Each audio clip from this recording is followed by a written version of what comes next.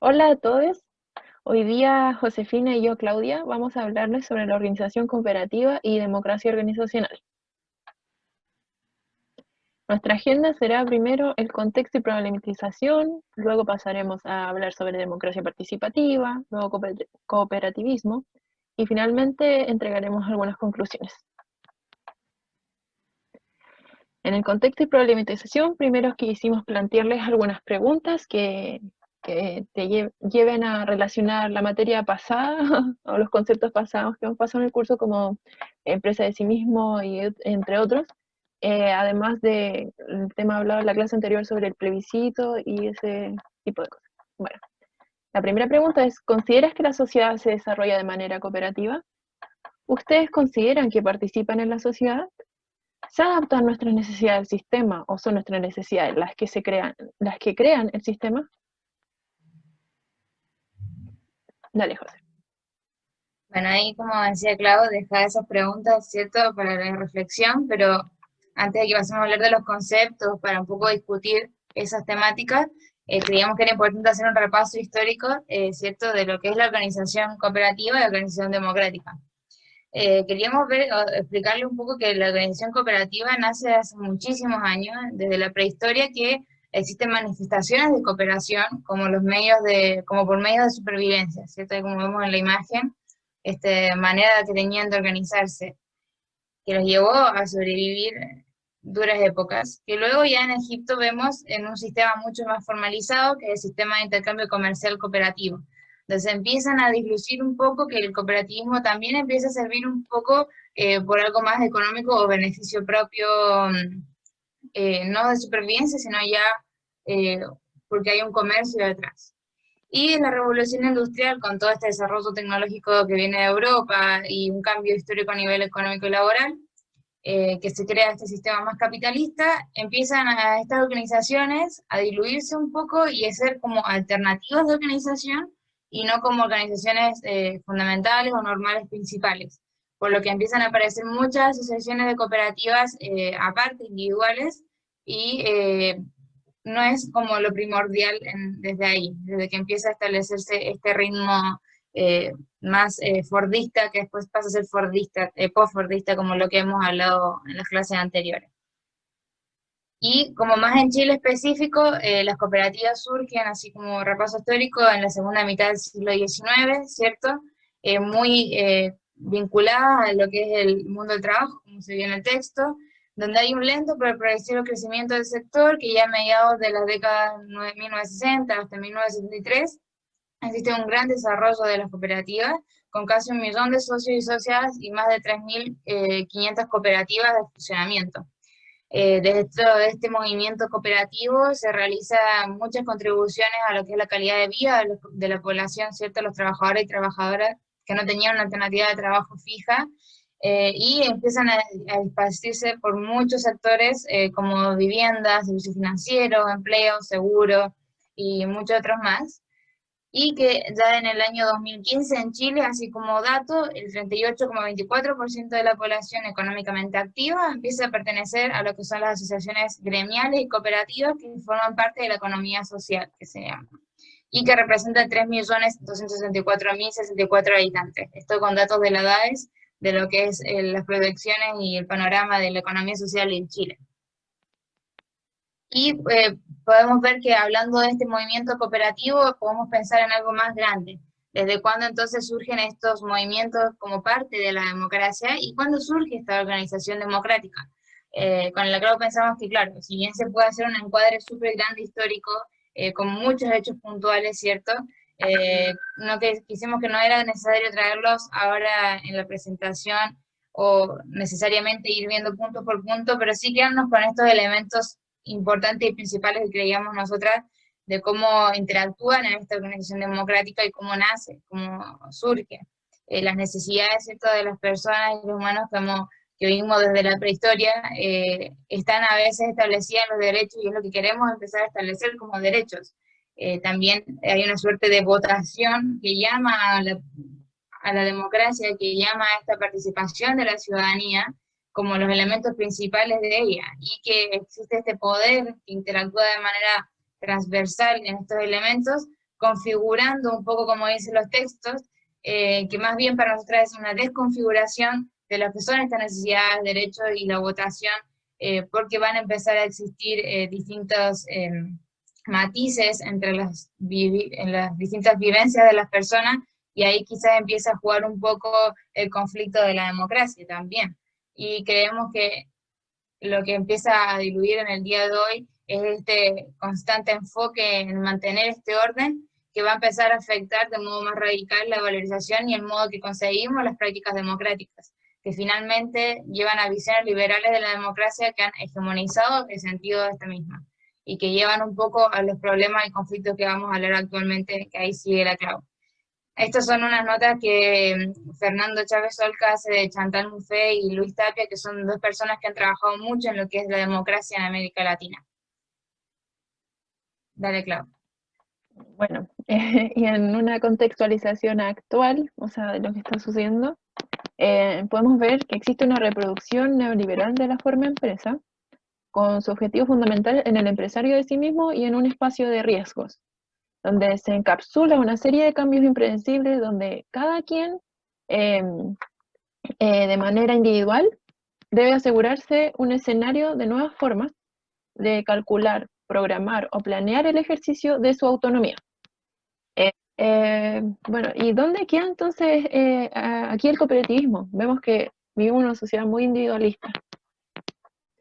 También las grandes empresas, eludiendo sus responsabilidades reales, fomentan imágenes de responsabilidad social y de diversidad que quedan en simples campañas que se vinculan al emprendimiento, la competitividad y el mercadeo, que genera una buena imagen corporativa, pero al final simplemente es eso, una imagen. Quieren beneficios de esto. También está la producción de bienes culturales en el medio, reviste una forma particular de enclasamientos. Se ejerce un efecto de imposición simbólica desde el gusto ya constituido culturalmente. El deseo implícito de los sujetos se ejerce como un mecanismo en los sistemas de los bienes ofrecidos en el mercado. Así como también se impone y se limita la participación ciudadana con el fin de impactar sobre los beneficios e intereses gubernamentales del Estado. Entonces, ¿dónde queda la participación democrática? Vemos que surgen como deseos, pero que son manejados por otros. No es una participación real. ¿Sí? Bueno, de aquí vemos, esta es una columna de Gregorio Muñoz, que tituló Ciudadanía y Democracia, donde podemos ver claramente el conflicto organizacional que se generaba en Chile. Les leo. Ante la incapacidad de los tres niveles de gobierno de contener la violencia personificada en la muerte, los secuestros, las desapariciones, la extorsión y las vejaciones de todo índole, va tomando forma el mensaje de una ciudadanía harta e indefensa. Por la falta de cohesión y de acuerdos entre las agrupaciones políticas de todo cuño, los particulares afectados por el crimen han hecho oír su voz en tiempos recientes, de una forma inédita.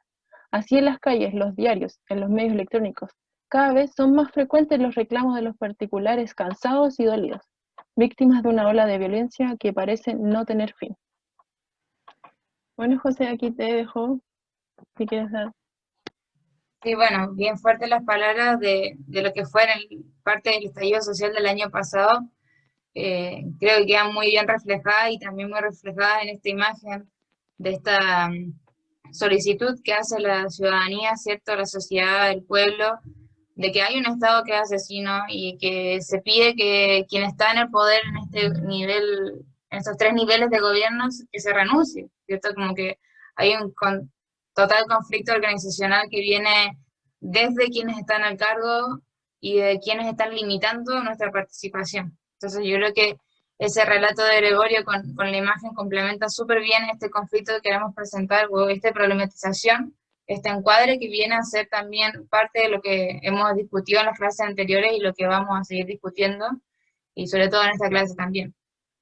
Se puede ver también una pérdida como de confianza en las estructuras, en la organización. Se está perdiendo totalmente eso, la confianza. Totalmente. Y bueno, ya pasando a lo que es la democracia participativa, ¿cierto? Que ahí basamos en el texto que tuvimos que leer, que tienen que leer para la clase, de la democracia participativa como estrategia para la gestión relacional, de Julia Guasil Gómez. En primer lugar, nos hablan bastante de los derechos y las necesidades, ¿cierto? Nos plantean estos derechos civiles, políticos, socioeconómicos y republicanos, donde hay cabida a esta democracia participativa, donde los derechos definidos por el derecho mismo, valga la redundancia, de todos ciudadanos, a decidir subsidiariamente sobre los asuntos que le afectan, sobre todo los asuntos públicos, que es lo que vemos que hoy en día está más bloqueado. Y también donde está esa representación obligatoria o casi que impuesta de las necesidades, bajo este lema de las necesidades de la pirámide de Maslow, que incluso nos enseñan tanto y constantemente en la universidad, como el único orden establecido y como también algo súper superficial, donde no vemos que dentro de las necesidades también está la necesidad de participación. Y como bien ahí relata en el texto, las necesidades pasan a convertirse en aspiraciones y deseos no universales que alientan a la exclusión y el carácter entrópico del modelo, como si solamente tendríamos que basarnos en ciertas necesidades, porque claramente no todas pueden basarse en las mismas necesidades, no todas están cubiertas. Entonces, son aspiraciones, son deseos, y para unas personas mucho más que para las otras. Por lo tanto, la participación creemos que debiese ser un derecho porque es una necesidad humana. Como hablábamos antes del contexto histórico de la participación, este conflicto entre deseo, necesidad y derechos. Ya pasando al término más de la participación, como una definición casi que ideal o que nos encantaría, ¿cierto? Se define la participación como un conjunto de procedimientos y procesos relacionales donde los agentes empiezan a entrar en una relación simétrica y recíproca, de comunicación, de cooperación y de corresponsabilidad, la cual es la base para esta democracia participativa ideal que quisiese establecerse en la ciudadanía y que debiese establecerse como movimiento y organización revolucionaria. Pero para eso nos surgen varios cuestionamientos, conclavos, cuestionamientos de dónde vemos esa relación simétrica y recíproca en este conflicto organizacional que existe, dónde está la cooperación, existen organizaciones que fomentan la cooperación, dónde se perdió este sentido de la comunicación y sobre todo la corresponsabilidad, también una palabra súper importante que pareciese casi no existir y en los últimos años ha tomado un poco más de sentido a través también del movimiento feminista, pero que parecen tan ocultas, pero son base de una democracia participativa. Y este sistema actual, ¿cierto? Como hemos hablado, este sistema más postfordista ahora, capitalista y neoliberal de producción y de consumo, que genera una simulación de lo que es la participación y donde las necesidades, como habíamos hablado, se convierten en deseos que son promovidos, perdón, por situaciones ajenas a la propia persona. Y esto es un gran, gran conflicto actual. Bueno, Dale, Clau. también, bueno, también queremos ver la participación desde otro punto de vista, en este caso de Robert Putnam, del libro que escribió para hacer que la democracia funcione, donde dice que la ciudadanía en una comunidad cívica se caracteriza ante todo por una participación activa en los asuntos públicos. Entonces, este interés en los asuntos públicos y la devoción a las causas públicas son signos claves de virtud cívica. Sin embargo, no toda actividad política merece la etiqueta de esta virtuosa de educación, como actividad cívica, sino que contribuye, sino más bien es como un reconocimiento y una firme búsqueda del bien público a expensas de todos de los fines puramente individuales y privados. Quiere decir que no, a pesar de que existe este como querer hacer algo por lo público, solo existe como desde las bases individuales de uno, como de nuestros intereses. Y de esto nace la palabra feminismo amoral, donde el cual plantea que maximizar la ventaja material cortoplacista de la familia nuclear y asumir que todos los demás harán lo mismo. Todos van a buscar su beneficio propio. Entonces aquí vemos una ausencia de esta virtud cívica. Dale, José. Ah, verdad. Ya, la democracia participativa. Su primera mirada son los componentes de la participación. Bueno, y la participación es un concepto muy profundo que presenta mucha complejidad. La participación nace del compartir. ¿Y qué es esto? Quiere decir comunicarse y relacionarse con el resto. Esta comunicación potencia la confianza y la complicidad entre las personas, como también fortalece y optimiza el conocimiento. Este conocimiento es transmitido de una persona a otra, generando la posibilidad de aprender, de innovar y de modificarse mutuamente. Bueno, entonces la comunicación y el conocimiento eh, eh, nos indican que los sujetos son parte de grupos que se encuentran anclados a un lugar, lo cual les genera una identidad a este grupo y construye relaciones entre ellos que generan la conciencia y querer participar de las decisiones o las acciones que quieres como resolver dentro de tu grupo. Entonces te hace ser parte, esta conciencia te hace ser parte y tener ganas de tomar las acciones correspondientes de los casos, de las cosas que te afectan. Entonces, al final, en resumen, hacer participación es donde los sujetos cooperan, comparten y se corresponsabilizan de la situación de su vida. Ahora vamos a hablar de la segunda mirada de la participación, de la democracia participativa, donde están los gradientes de participación. En este aspecto, podemos ver que la palabra participación tiene múltiples interpretaciones. Porque dependen de dónde las veas, desde tu situación de poder, desde de la ideología, de tus valores, de la posición social en la que te encuentras. Sin embargo, el uso y el sobreuso que se hace del concepto es, por tanto, un variado y, o sea, es un concepto muy variado y su intensidad o profundidad o radicalidad pierden contenido en la medida que la participación se entendía más como un instrumento para legitimar o acomodarse en las posiciones de poder. Es decir, como usarlo un instrumento para llegar a una acción final, como un objetivo final propio. O puede ganar intensidad, radicalidad o profundidad si se usa como un instrumento, si no se usa como un instrumento, sino como un objetivo en sí mismo. O sea, el participar es lo importante, no lograr algo, un fin final, o sea, un objetivo final, sino el participar en sí que sea lo importante. Ahora Y lo dejo pasando con entonces, José. sí, pasando a la tercera mirada entonces de la democracia participativa, está en la secuencia de la participación. Implica esta comunicación y participación que debe existir internamente desde las estructuras administrativas con el entorno y las estructuras organizativas.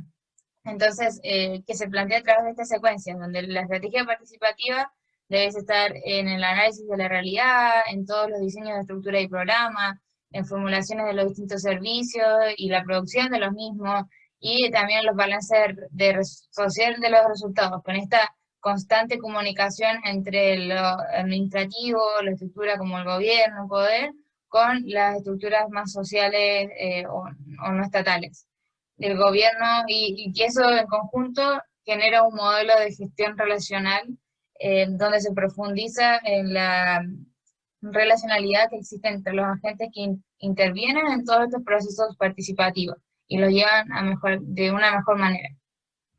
Y por último, la cuarta visión, donde se empiezan a establecer las distintas relaciones que son más significativas para construir o formar la democracia participativa.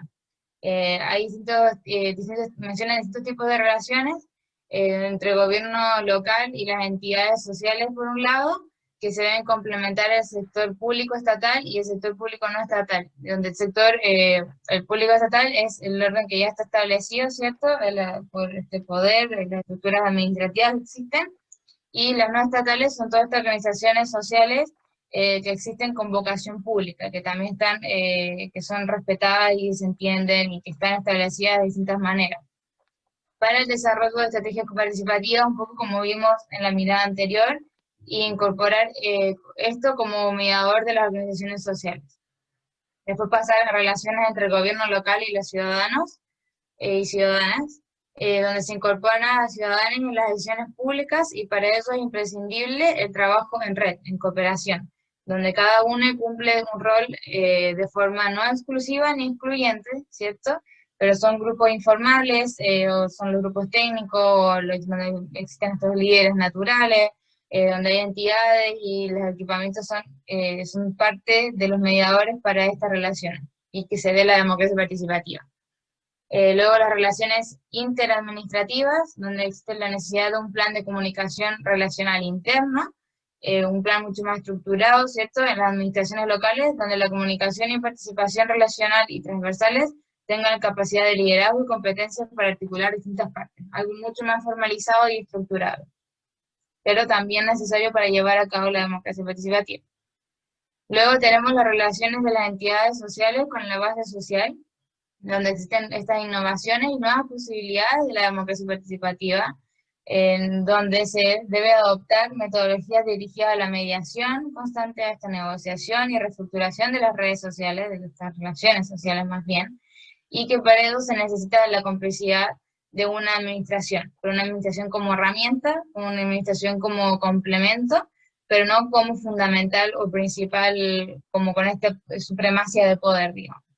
Y por último, que nosotros señalamos como las más importantes para la democracia participativa, las relaciones interasociativas, donde se requiere una articulación de red cooperativa, donde se está la potencialidad sinérgica del proyecto común, ¿cierto?, de los objetivos y trabajos comunes, de los procesos construidos en agrupaciones de manera conjunta, y la articulación no es pensable, sino que se produce un encuentro de diálogo, es algo que sea natural, una comunicación conversacional que permita una puesta en común sobre la vocación pública y los principios de democracia participativa.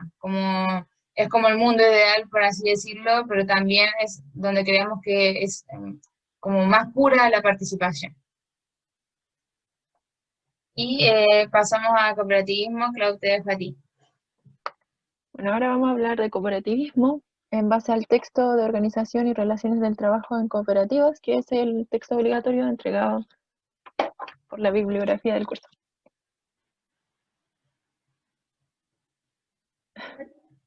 Y ahí sí.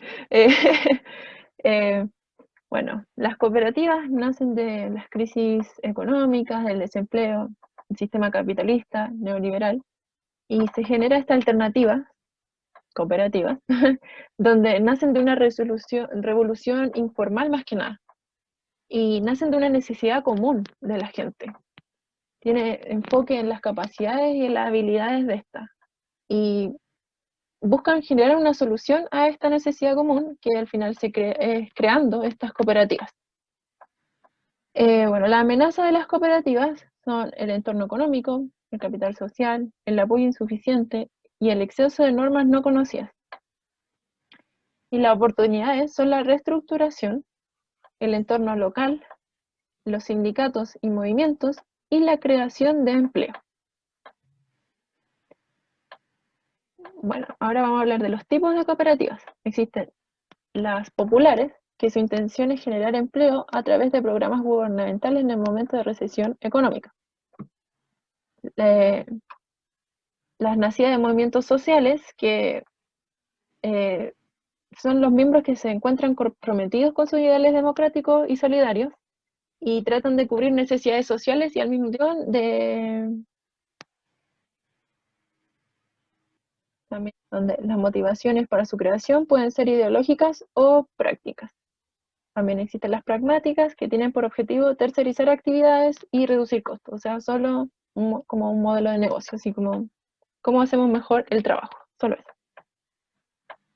Dale, Jorge. Y agregar también que estos tipos de cooperativas, claro, son las que se presentan en el texto y están como muy fundamentadas en el caso venezolano del texto. No es como que sean necesariamente estrictamente así, pero es una buena manera que nos sirve como para clasificar y entender un poco cómo es la realidad un poco cooperativa desde la gestión, pero también para llevarla al lado más organizacional.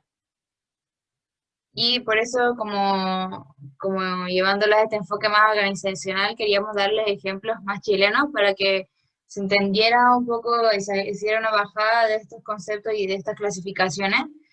Tenemos como ejemplo de una cooperativa más popular, la cooperativa Cotesí, que bueno, ellos son un conjunto de personas que nace de la pareja que está ahí, no recuerdo ahora bien los nombres, pero ellos tienen son personas en situación de discapacidad visual, y todas las personas de la cooperativa también lo son, y este problema de no conseguir trabajo y también no tener la oportunidad que todas las personas, que la mayoría de las personas tienen, que el común de la gente tiene, ven a la cooperativa esta como una alternativa. Ellos se especializan en hacer terapias de todo tipo, a empresas, también van a eventos, y son tan populares o tienen esta clasificación popular porque ellos se conforman a través de un gran apoyo que reciben del gobierno, y también es como una cooperativa que se ha conocido a través de ellos. Entonces tienen este factor de popularidad, digamos. Luego tenemos las nacidas en movimientos sociales, el ejemplo de la cooperativa Desbordada. Ellas son un conjunto de cabras que la mayoría son, de hecho, las que fundaron la cooperativa, exalumnas de FEN, que han estado en la Secretaría de Género en la FEN cuando estaban. Y este problema de que seguir luchando por su causa, la causa del feminismo, y no tener un lugar donde hacerlo y donde también poder desarrollarse y seguir creciendo en lo mismo, y donde de dónde aportar, nace esta oportunidad de crear una cooperativa entre ellas, donde ya el año pasado se generaron, o sea, se formalizaron, se legalizaron como cooperativa, y este fue su primer lanzamiento de su estudio.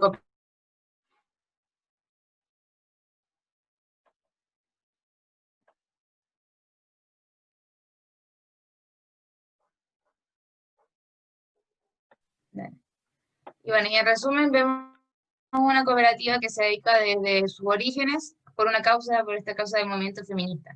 Luego pasando, perdón que tuvimos que cortar, pero tuve problemas de internet y me quedé pegada. Pasamos ahora sí a lo que son las de transferencia de propiedades a trabajadores, donde si bien no existen ejemplos eh, tan perfectos de lo que es esto en Chile, porque no ha sucedido como este boom grande en Venezuela y en Argentina de empresas recuperadas, donde por necesidad de que la empresa continúe, los trabajadores, o sea, los directivos pasen al mando, ¿cierto?, a los trabajadores para que se forme una cooperativa y ellos mismos puedan sigan llevando la empresa.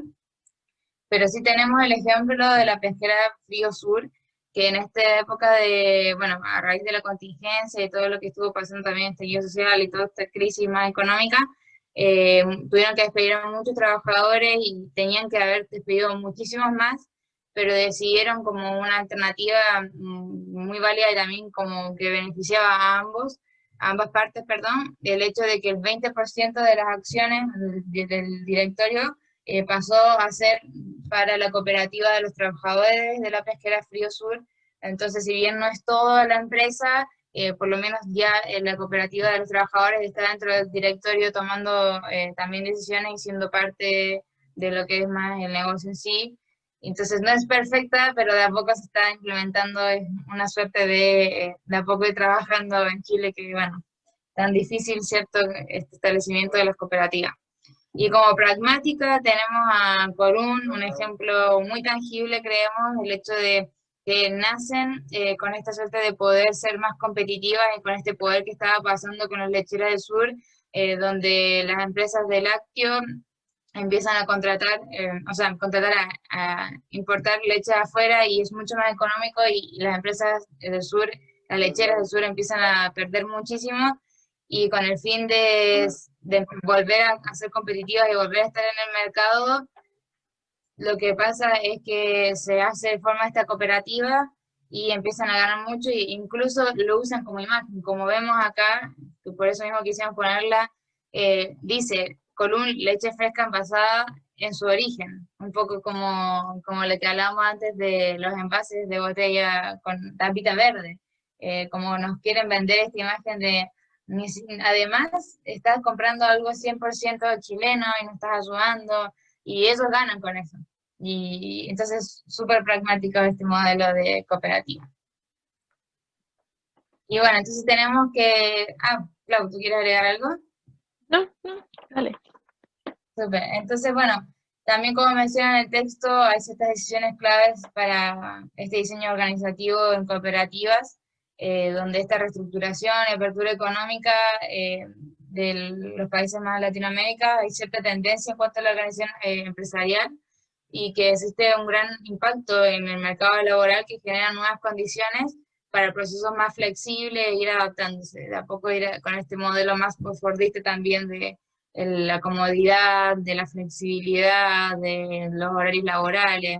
Y también se cree que entonces es necesario adoptar una nueva estructura organizacional, buscando altos niveles de conocimiento, sistemas de pago basados en el desempeño, y no tanto como era antes de los años, o algo mucho más estructurado, las horas o cosas así. También la orientación a procesos integrados, a trabajadores autodisciplinados, y relaciones basadas en redes de cooperación, colaboración y adaptación. Todo lo anterior con el fin de que la empresa, ¿cierto?, pueda responder a cambios del entorno de manera eficiente. Entonces, igual, por más que el discurso suena mucho más adaptativo y flexible y cambiar estructuralmente, se sigue teniendo como fondo esta idea de que se hagan cambios para adaptarme al modelo, para adaptarme a lo que me piden y estar constantemente evolucionando y ser eficiente siempre. Dale, Clau. Bueno, dentro de esto encontramos que la idealización de las cooperativas como modelo de negocio y no como modelo organizativo. Eso es lo que está pasando, por ejemplo. Entonces la responsabilidad social empresarial pasa a tener como un factor de éxito dentro de las empresas. No es, no es real, una responsabilidad real, ética, no. Simplemente un factor de éxito. Lo necesitamos para poder surgir en este mercado. La formalización es la preocupación principal en cómo gestionar una cooperativa o cooperativizar un área, y no en los principios de cooperación y solidaridad. Y bueno, la eficiencia prima los criterios de calidad y de proveer a los clientes de un servicio que satisfaga o supere sus expectativas. Pero entonces, ¿cómo podemos hacer que nuestra organización sea realmente cooperativa y no un cooperativismo solo para obtener resultados, como eficiencia?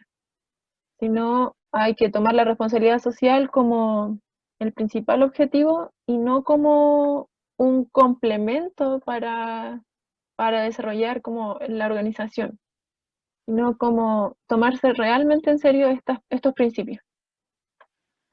En la formalización es la preocupación en la integración y la diversidad. Seguir los principios no como unas reglas impuestas, sino como normas establecidas desde el interés colectivo. Y en la eficiencia, la importancia de poder movilizar y ser transformadores en el propósito de la organización. Entender los números como una herramienta y no como el fin.